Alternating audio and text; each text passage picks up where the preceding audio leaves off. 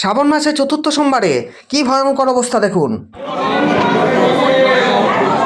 জল ঢালতে যাবেন তাদের উদ্দেশ্যে এই ভোলে বাবা ভান্ডারা।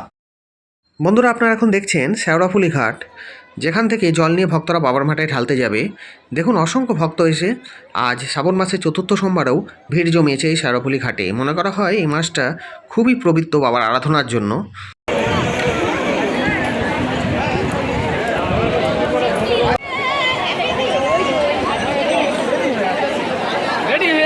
রাহুল চোরা বাঁকাদহ থেকে এসছেন। রাহুল চোরা বাঁকাদহ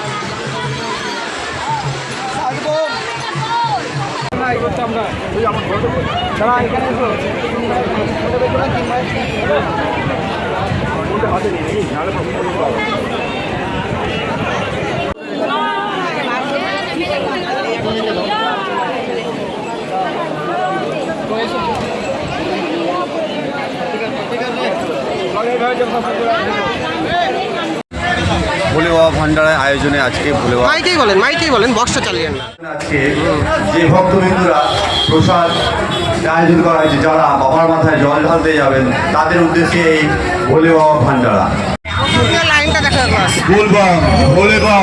ভোলে বাবা প্যার করেগা। বন্ধুরা আজকে বাবার মাথায় জল ঢালতে যাচ্ছেন তাদের উদ্দেশ্যে এই ভোলে বাবা ভান্ডারা আয়োজন করেছে। আপনারা আসুন, প্রসাদ গ্রহণ করুন আর বাবার বাড়ির রওনা দেন। যে ভক্তবৃন্দরা প্রসাদ